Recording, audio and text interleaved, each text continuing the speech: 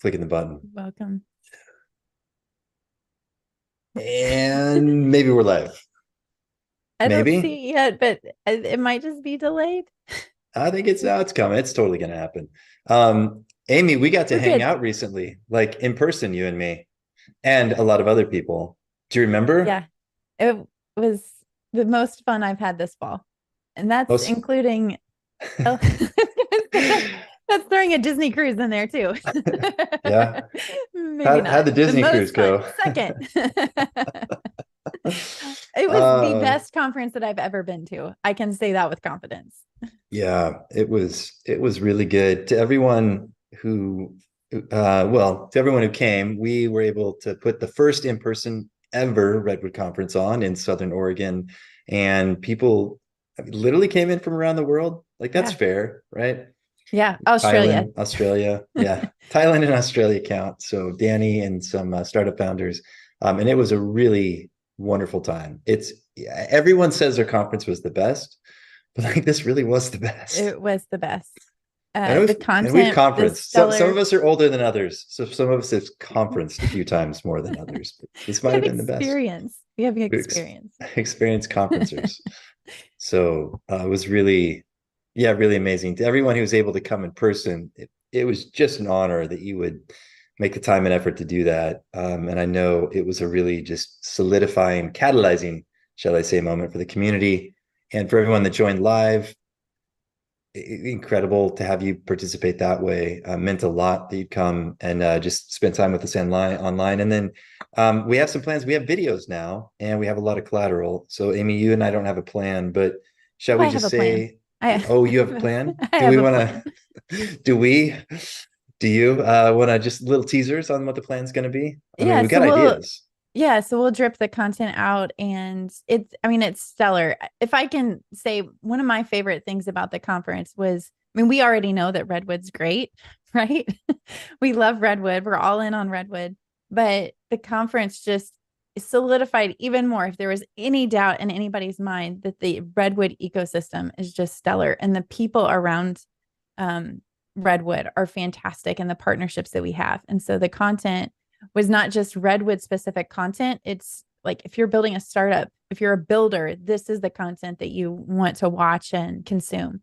So we're so excited to be able to share that with you guys, and we'll be dripping that out on YouTube. So if you're not subscribed to our newsletter, now is a great time to go to the Redwood JS website and subscribe because we will announce that. You'll see blurbs about the content.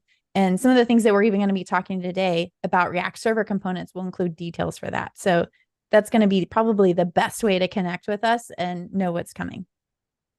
And I hear there might be a blog soon. Yeah.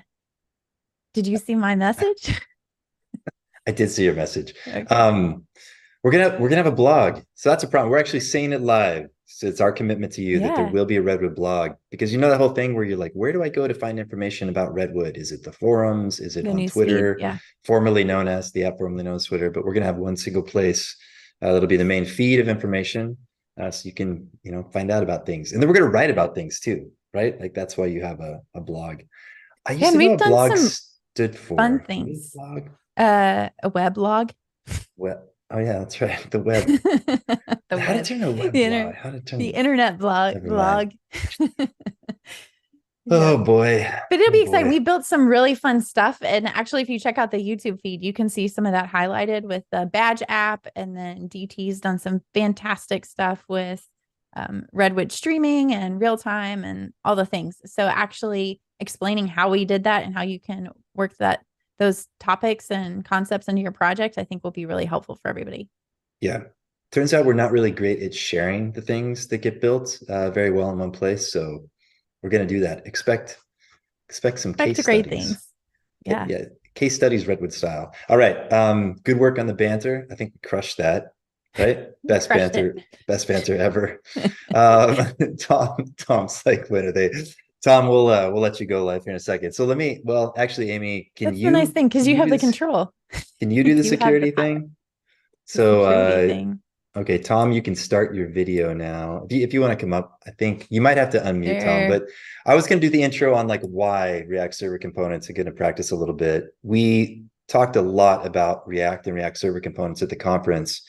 And some of the questions, and I'll be speaking about this in a few weeks at the React Summit in New York City, is why did Redwood choose React Server components? And if you pay attention to the chatter, banter on the app formerly known as Twitter, I just can't say it. I just can't say, X.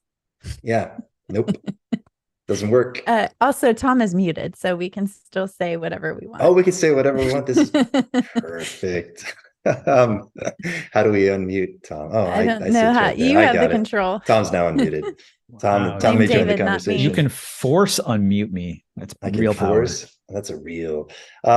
So why did Redwood choose React Server components? And there's a few things, but let me first just say, like, what is Redwood really, really good at right now?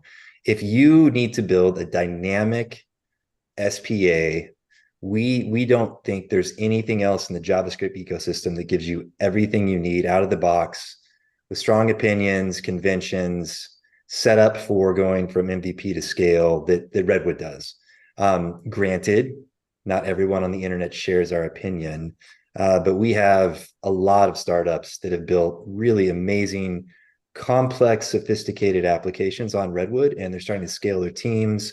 They're making real money, and their critical infrastructure is Redwood. So it's been amazing to see what people have built with Redwood, and we think it's the best SPA framework out there right now. Now, there's some things you can't do with Redwood. You can't do what's now called a multi-page application. There's a lot of things you're not able to do server side because React wants you to do that on the client side. Redwood is completely locked into GraphQL, which, by the way, is amazing, but it can be really hard to get started with GraphQL and quite limiting. If you want to use Redwood just to, like, share stuff so that it unfurls on the app formerly known as Twitter, Redwood's not really good at those things. If you want to, there's a lot of ways to get data from other data sources that you can do via Redwood's backend of the API. But if you want to pull that in on the client, Redwood cells don't really accommodate for that. So what if you could do all those things also with Redwood? What if you could fetch data from the server? What if you could render on the server? React now has streaming and suspense support, right? But add on top of that, being able to fetch and render on the server. What if you could fetch data from any data source with a convention like cells from both the server or the client? And most of all, what if you could get started and get your data from the database with using the DB client or direct query instead of GraphQL? Not to replace GraphQL per se, but to use as a starting place, maybe to use in lieu of GraphQL, to add GraphQL when you want. That's what React Server Components opens up for Redwood. You might not need it, but I think you're going to be excited about the things you can dream up doing with Redwood plus React Server Components. So that's why. But now, to show us what React Server Components do, that's where we hand it over to Tom. What I missed, Tom? Oh, geez, I think you covered all the essential points. That was great. Nice. All right. Now I just need slides. I have some slides. Oh, you got slides? I got you covered. Perfect. I mean, you have to make your own As long slides as you can for share your screen. All right. I cannot share my screen. Now you can share your screen. Somebody, the benevolent dictator of Zoom is allowed shared screen sharing. Okay. Let me make sure that this is all going to work properly. All right. And I'm going to go hide. Tom, over to you. Are you seeing? Thank you. Are you seeing the slides here? It says RSC. Okay, excellent. All right. Well, so I'm going to run you through some examples of where we're at with Redwood and React Server Components today. So everything I'm going to show you today is real code. It works. It's in reality. So none of this is fabricated. So I'll start by giving you an idea of, David introduced this, but I really like this quote from the React team themselves describing what React Server Components are really all about. So they say, RSC, React Server Components, combines the simple request response mental model of server-centric multi-page apps. So this is maybe the traditional thing that you did back in the day with like Ruby on Rails. That's kind of the paradigm that I grew up with. So it combines that concept with the seamless interactivity of client-centric single page app. So that's what Redwood is really good at today, giving you the best of both worlds. And so that to me is the beauty of React Server Components, is that you don't have to choose one or the other with React Server Components. You can choose both. You can choose the best parts of both. So let's look at what that means for Redwood and kind of where we're at. So here we have a simple running example of a React Server component running within Redwood. So this is experimental. So if you want to figure out how to use this stuff, we can show you how to install that later on and use this version of Redwood, but this is for now experimental. So what we have here is the running app. So on the outside, it says, hello, Redwood RSCs. And then in yellow, you see this is a server component. So everything in this red outline, the red outline represents the server component. So this is being rendered on the server and then sent down to the client. And then within the blue here, we have a client component. And that client component has a button that increments a counter. So you can see that indeed it is dynamic. Over here on the right, we can see this in code. What you see here is this is not streaming yet. So what I'm showing you today does not use the streaming capabilities that we're also working on with Redwood. So this is still a single page application, non-streaming, non-SSR, I should say. It's not using SSR. So the first page is being dynamically loaded. So let's look at what that is pointing to. So this is the entry files. This is the first thing that gets executed when you execute this. And in there, you have a thing that just figures out how to load the code and then kind of serves this app. This is using Vite. And then it creates that root on that DOM element. And then it passes in that app component. This is the app is the server component. So it's instantiating the server component. It's passing it a prop with this name, a variable in it. So if we look at app, you can see here's where it's pulling in that name. It has a default here of anonymous. And then in the body of it, you can see that it says it has that output. This is the server component. It has that red dashed outline that you'll see. And then within that is this counter component. So then let's go look at the counter component. Up at the top, you see it says use client. So this is in React Server Components, how you denote that a component is intended to be a client component and be rendered on the client. You say use client and just put the string use client up at the top of the file. And then React will know what to do with that, or the build system will know what to do with that.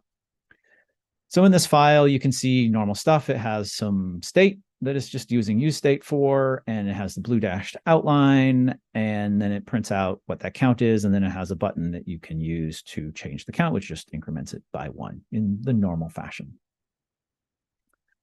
And so this is nothing outside really what you normally do with React components, right? Everything looks pretty normal so far. What's interesting though is how does the content from the server rendered component get from the server to your client, right? Like the code for that component is not being sent to the browser, right? The JavaScript code does not exist anywhere in the client. And so the server is rendering that content and then sending it down. So this is how it happens. It makes a web request when the page loads, and it gets this information that you see in the inspector here in this response. And this is called flight. This is what the React team calls flight, this sort of protocol, all this gobbledygook they call flight. And it encodes the contents of that component so that it can be then reconstituted onto the page. So if we look at the request itself, you see the request here, and you can see that it's calling this RSC /app/props. And then that returns this response. If we copy that response and we put it into this parser, that allows us to see what's in the flight. It sort of renders it out. And so you can see that there's the red dash thing. This is a server component. And if you go to that RSC2 thing, you can see that it points to this file.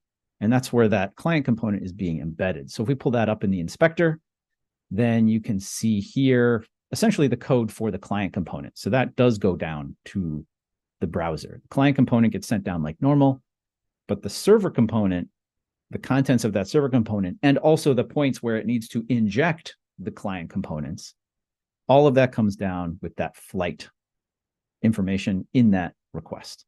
So that's how React Server Components works in a nutshell in this very simple example. So this is sort of the simplest example that you can show with React Server Components. Let's go to a little bit more complex example, or show you something that is a little bit not weird, but that as you're learning about React Server Components, one of those things that you learn is you can't import server components into client components. That doesn't work, because how would you do that? Like, the React Server Component thing just doesn't work that way. Everything below a server component needs to also be a server component, but obviously that's not true. Or sorry, everything below a client component needs to be a client component, because once you kind of get there in the tree, then the rendering continues on the client side. But this is not, I mean, that is true, but it's not the whole story. And in fact, you can see here in the red outline on the outside is a server component. Inside that is a client component, just like before. But then inside that client component is another server component. So this is certainly something that you can do, but the way you do it is not by importing it in that component. And so I'll show you exactly how that works. So like before, on the outside, server component, client component, and then server component. And I wanted to really drive home the point that this was a server component being rendered on the server by telling you what the host name of the server is, and also printing out the contents of the Etsy password file, right? So you know that this has to be coming from a server. There's nothing on the client that would ever have this kind of information. You probably don't want to do this in reality, but I thought it was a fun example. So let's look at the files here. So this is the app file, same as before. It takes that name prop, and then it prints out, this is a server component. And then there's these two components. So there's a client thing and a server thing, right? So this component itself is a server component. It imports both client thing and server thing, okay? So this is how you make this work.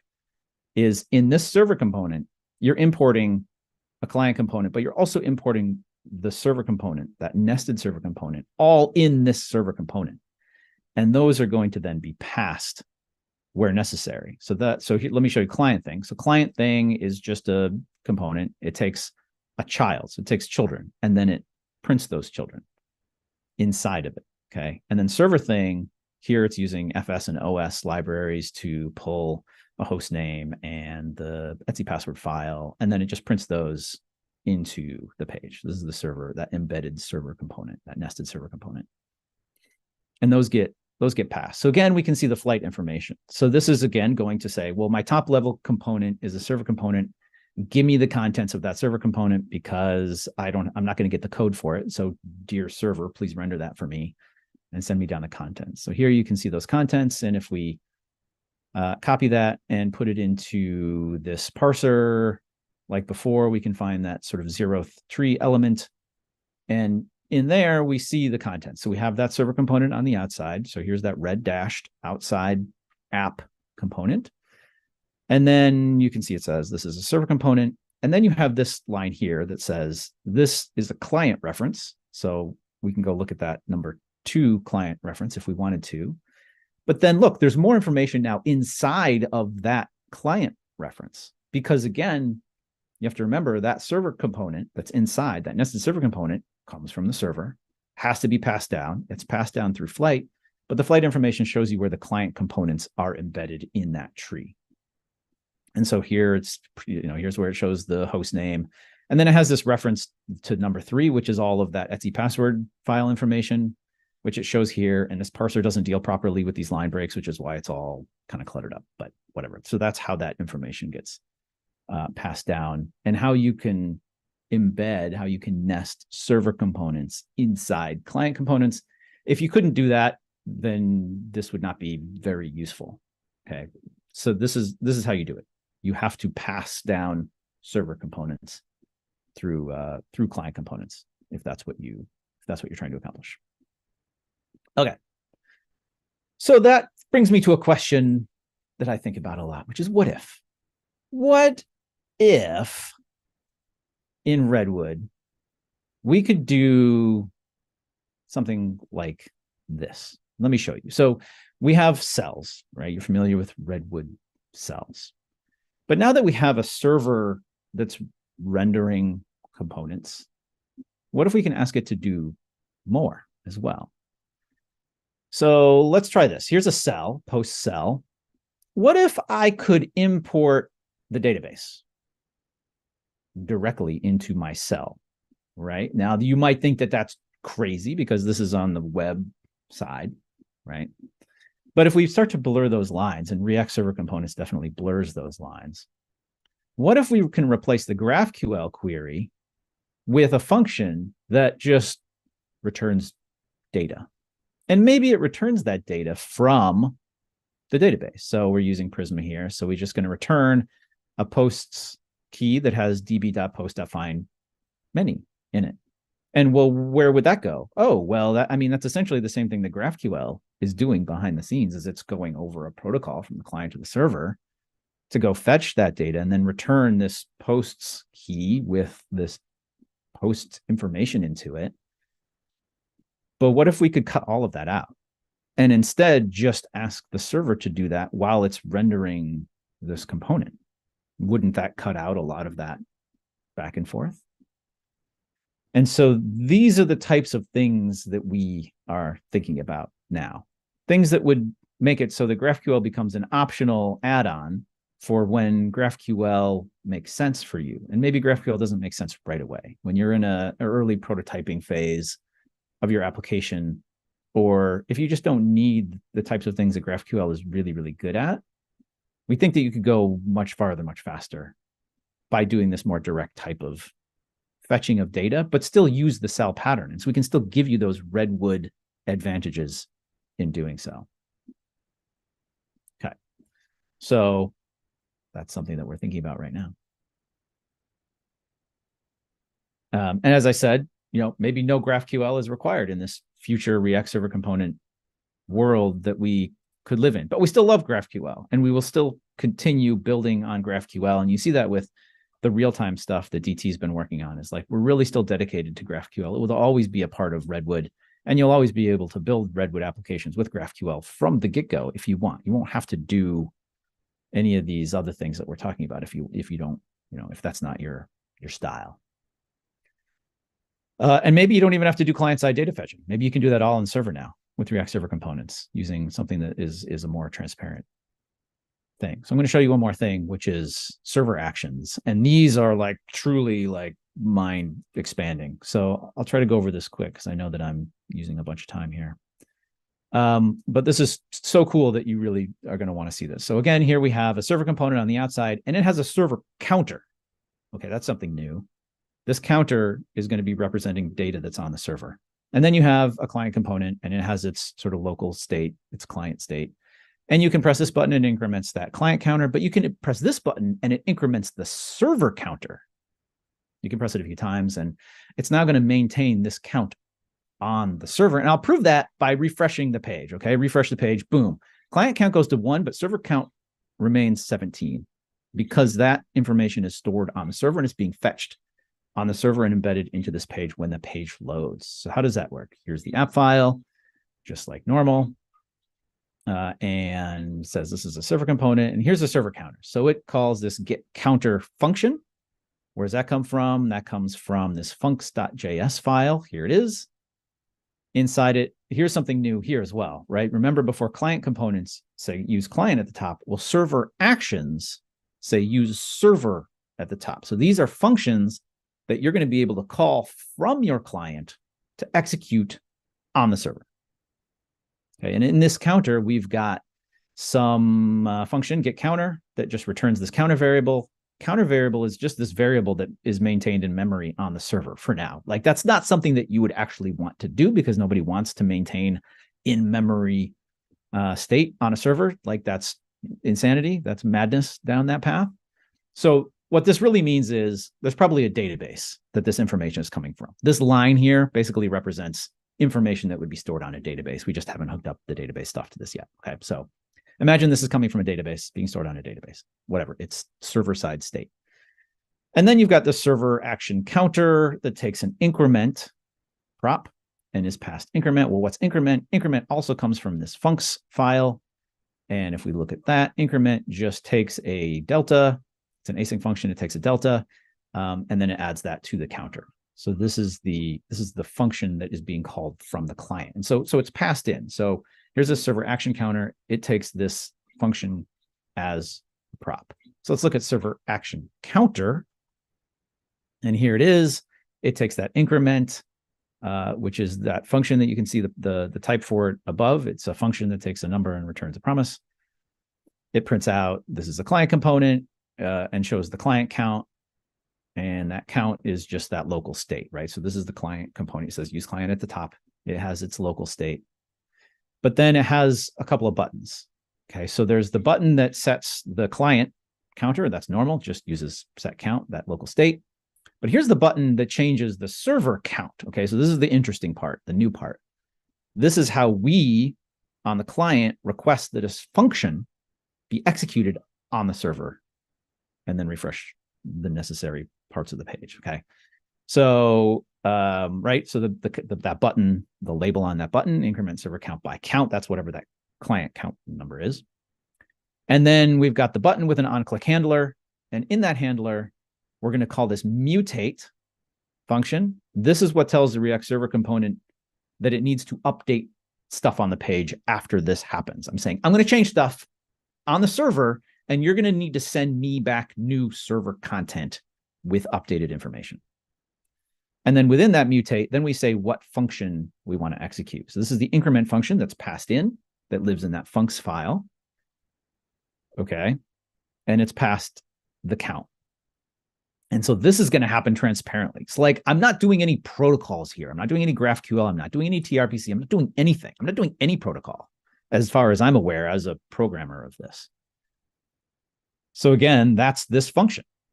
That button is calling this function. I just want you to let that sink in, because this is why server actions are so mind-blowingly awesome, is that there basically is no boundary here. It's just a function I imported from a file in my code base that I'm executing from the client that's now going to execute on the server. All right, cool. You get it. Like, yes, I get it, Tom. I get it. How does it work? So let's look at how this actually works. Again, we have the code there. So let me look at at actually how this works in the inspector. And the inspector is my favorite thing. Okay. So when I click that increment server counter button, it fires off this request. Okay. And you can see the response is flight. Okay. But I need to see what's actually being requested. So let's look at the request itself. So here's the request, right? It goes to the server, and it's going to call this RSC app action ID, and then it sends this string here. And you can see that it ends with increment. Okay, it references some JS file, some path to a JS file, and then an increment function. And this is where this function lives on the server, essentially. And then it also passes in this props, because the app, the app thing needs the props in order to render itself. And that's how the props come in, like always. So let me grab this flight information again, and we'll visualize what that looks like.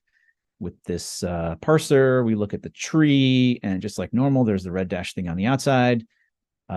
It says this is a server component, and then it has the server counter. Okay, so this is in the flight information. Flight is sending us a new version, an updated version of the content of the page with the new rendered value for server counter in it. So the page updates and it gets new server content. That's how we can have a dynamic bit of server information, is because it's resending the information for that page via that flight. And here you can see the client component, like always. Here's the increment. This F3 now represents where that function lives. So let's go look at that. So web disk server assets RSF0 JS increment. Okay, let's go look at that really quick in the app itself. So remember, it was in web disk server assets RSF0, and here's sort of the compiled version of that increment function.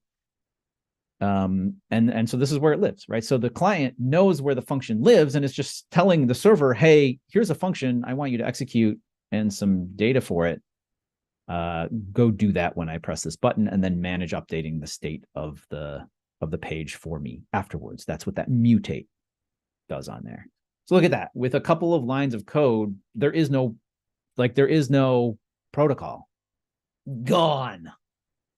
We deleted the protocol. Okay. You don't have to worry about that anymore. Or, well, you won't eventually. But like, this is the kind of developer experience that React Server Components allows us to get to. And I'm pretty excited about the possibilities there. So we've talked a lot about Redwood.js Bighorn in the past. So Bighorn is intended to be the next epoch of Redwood, the next big shift in paradigms. And so Bighorn will be when React Server Components functionality drops into a main release. Okay, so that's not going to be for a little while yet. But when it does, that's Bighorn. And you should be excited about it, because I'm excited about it, and it's going to be rad. And you don't just get excited about anything. I mean, No. it takes something special. That's it's got to be extra awesome for me to be excited about it. Let's do some questions. Keith agrees. So the internet, well, the app formerly known as Twitter, was all a fluster in the last week from the next conf, and someone showed, right, that function call was effectively a SQL query, right? Yep. And people are like, it went a lot of places. One of the concerns that came up, and I wish I need to spend a little more time. It was a nice thread, but just there were a lot of concerns around this is a step backwards because, oh my gosh, now we're writing raw SQL queries. That's going to turn into a mess. That gets really hard. Where does that live? Now, why do we stop doing this? Do we have security concerns? What about maintainability concerns? Like, we don't have any conventions. Like, I think people are reacting to like, it's the Wild West all over again. Yeah. So it doesn't have to be. I agree. Like, we're stepping back to some, quote, old ways of doing some things, but we've learned a lot. And yeah, I just react to some of that. Like, what are you thinking about when you think about some of the patterns here, and how we're going to avoid those kinds of issues, right? Which Redwood already solves, if you know Redwood, but right, it's going RSC isn't just going to be like RSC, it's going to be Redwood RSC. So more on that, Tom. Right. Yeah, exactly. So we'll add our own flavor, our own Redwood flavor on top of React Server Components, especially around data fetching and server actions, to make that really feel cohesive. And the thing here is about patterns, really. It's like, okay, sure. Like, you could put raw SQL in your server component. Like, yeah, like you could do that. Is that really what we want to do? Is that the right level of abstraction to use? So for me, probably what's going to happen is we're going to pull the database directory up to the top level of the application structure. So you'll have your web directory. We'll pull DB out of API, because you won't even need an API. Like, GraphQL is the API directory. You won't even need that anymore, but you will need database, right? Because Redwood is a full stack web framework. So pull DB out of API so that it lives at the same level as web, and then build a database abstraction inside there that looks probably very similar to what services looks like right now, but is not tied to GraphQL at all. So services right now are a combination of your abstracted business logic and GraphQL resolvers. And so if you remove the GraphQL resolvery part of it, and you keep the services kind of concept of it, that probably is what lives in your database directory.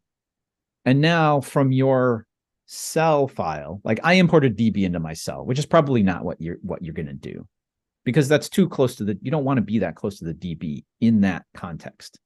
You don't want to be thinking about it that way. You want to be calling your abstraction, your data model abstraction, from there. So you're probably importing from services in your cell, and then saying, hey, I want, all the posts. I don't want to worry about the database at that point. I just want functions that are going to return the kinds of data that I need. So that's my database abstraction layer, and we have to figure out exactly what that looks like. But then that also allows you to, if you do want to spin up a GraphQL API later on, if you're starting from scratch in this React Server Components Redwood world, then you can spin up your GraphQL API. And now from your resolvers, which will probably look pretty similar, they'll be as easy to implement. Instead of implementing all of your logic in the GraphQL services file, we probably rename that or something. And now you're using that services, that DB services, fully abstracted DB service, both from your web side and from your API side, right? So those both go up to your database abstraction. And to me, that's what it's about. It's about separating your concerns sort of logically, so that there's probably not a lot of business logic inside your cells. You're probably calling like a function in your data fetching. All of the complexity of that is together inside of your services or whatever the database abstraction looks like. So to me, it's about patterns. Like, yeah, you don't want to be thinking about SQL when you're looking at your server component, because the server component is more about rendering, data fetching and rendering. So if we can keep it scoped to that, then that makes sense. Your brain doesn't have to be like, oh my God, like where are things executing? I don't understand what's going on here. You just know that data is being produced by this function, this whatever we call it, the exported data function in that cell in this new world. And then it's being consumed, right? The details of how that fetching happens from the database, how that data is actually produced from the database, happens in an abstraction layer over here where that makes sense. And the same will be true for server actions. Like we'll build patterns around these things so that they make sense, so that they're maintainable. And yet you still get the advantages of this transparent protocol-less future that you can use if you want to.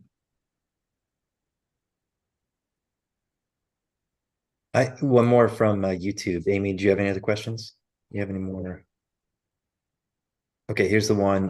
Going back to this is from Arnold, and going back to your server counter example, the question was, is the value of the server counter the same for all users or just the one, visiting on that browser? But in that specific instance, it's the same for everybody, because it's just an in-memory value. So yeah, everyone that pulls that page gets that same value. And like I said, that's not really how you would want to write that. I mean, maybe what it really represents, as I said, is a database. And so if the query that you're running sort of behind the scenes in that instance is, hey, pull this global, value from a database, then sure, that value would be the same for everybody. Like, I don't know, how many products do we have in the product catalog? 37. All right. Well, everybody sees that same number 37 because it's true for everybody. But if that function needs to be individualized per customer, well, then you'd write a version of that function that just said, hey, for this user, how many products are, in your wish list? And then it'd be like, oh, you've got 3, right, for this user. And then another user would call that function, but because, their user is different, the query would be different and the data would be different, and then they would get a different value. So all that example is really trying to say is you've got some data that lives on the server. And here's how you can pull that really easily into your page and display it on your page, which is what we do. Like this is what we do as web developers, right? We have data in databases, we pull it out, we draw rectangles and text on web pages, and then we let you press buttons to change things on those web pages and sometimes write it back to the database. That's what we do, right? So if we can make those operations easy, then we make web development easy. Oh boy. Pictures on screens. Plus auth and logging and yeah, security, right? All the other things and performance, right? There's a lot of things here. Yeah, a lot to come. But now we get into the old caching concerns and and so caching becomes a part of this world too, right? And that's another thing that we haven't touched yet, but will be a big part of this React Server Components universe. Is like, how do you do caching? Is Toby here? Do these fall back? So if a server component if the fetch and render can't happen on the server, I've been wanting to ask this question for a while, so maybe Toby, if he's around, can answer it. Right now, is there a fallback? Like, will it fall back to the client? I forget if that's built into RSC or not. Well, you would never send a server file to the client. Like that would be bad, right? Because oftentimes server components are doing things that a client can't do, like fetching your Etsy password file, Right. Like it's nonsense to send that to the client and say, hey, please fetch this Etsy password file. Like that doesn't mean anything, right? Yeah, understood. I think I'm thinking of our SSR, right? There That we is use for the in badge apps. There's a SSR, right? So fallback in there. Yeah. SSR, if you attempt to render a client component on the server and it fails, then it'll just pass it to the client and be like, hey, please do this. I couldn't pull it off. Yeah. That's what you're thinking about. That's what you're thinking Yeah. of, I think. Yeah. Got it. Which makes caching concerns, but isn't it nice that Redwood owns the server and the database is first class, because we already have caching enabled for current for services for GraphQL and Redwood. So caching is pretty trivial, but being able to extend that, then we get RSC case, right? Like all those things are only going to make RSC out of the box even better, because we're already handling them for GraphQL, and we could just extend that over. So anyway. I did get a question kind of along those lines. Someone was asking if RSC will require bare metal or server full implementation. So you want to talk about that a little bit? Yeah. Initially, yes, probably that will be the case, though we certainly intend to make it work on Netlify and Vercel and serverless providers. That will be probably some additional work. But yeah, Redwood becomes kind of a serverful first application framework that then we make work on serverless, which is kind of the opposite of what we were doing before. But the intention is to make all of this stuff work, and it can be done, but it will be some additional work. It's harder to do. Yeah, absolutely. And then in conjunction with that, the work that's been happening, there's been a working group. Dom has been leading a team. There's now proper first class support for a Docker in Redwood. We did some things to make Docker very performant out of the box. So that's coming in the next minor that you'll be seeing this week. And and we're going to make Fly support first class as well. So you can get it depends on what you want, but if you want a Jamstack like deploy provider right now, Render is great for that. If you want that like serverless global multi-region deploy option, using what basically is AWS Fargate technology, so Firecracker, that's what Fly does. Fly is one of the most popular deploy platforms for Remix. So all that's coming with RSC, like all that's happening right now as well in parallel, so that really deploying Redwood anywhere is our goal. But starting with those deploy options and first class support is going to make it really, we want that simple deploy experience for everyone. And we're not there yet, but we're at a really good space to be delivering on that soon. All right. We got a little time. Should we go to the breakout rooms in the live stream? Let's do it. Let's do it. All right. So this is the end of the formal part of our presentation. We were very formal, wouldn't you say? It was very formal. One last thing. Upcoming events. We're the three of us actually will be participating in React Summit in New York City. If you go to reactsummit.us, you're going to get the full lineup for that. A part of it is in person. That's on November 13th. Another part of it is remote. That's on the 15th, Amy, 15th or 16th. Well, there's remote and then there's workshops in there as well. A lot of ways to participate. And this is Git Nation puts us on. They're a phenomenal event team. It's always an amazing event. If you can join us in New York City, please do. Tom is going to be on a panel talking about React Server Components, along with Meta React team members, Next team members. I forget who else, but several others. That's going to be a great panel. I'm going to be doing the session on why Redwood chose RSC. I'll have pretty slides. Amy, by the way, can you meet today? I need to talk about my slides. And then Amy's going to be doing a workshop that you won't want to miss. That's going to walk through building an app with Redwood and incorporating a lot of things we've been talking about here. Not RSC specifically, but a lot of the new features that have come out. So it's going to be great. I mean, I'll highlight a little bit of RSC, but it'll be most of what you've seen today. But we will be building a Redwood application and showing how that feature set works, with starting with Storybook and adding testing and all the things. So I'm really excited about that. All right. Yeah. It's all gonna be great. So that's coming up. November 13th is in person, and go to reactsummit.us. All right. This concludes the live stream part of our presentation. And if you want to stick around for some breakout rooms, we've got about 10 minutes, but I'll explain how that goes as soon as I end the live stream, which I'm doing right now. Thanks all for joining, and we'll see you Thanks, next everyone. month.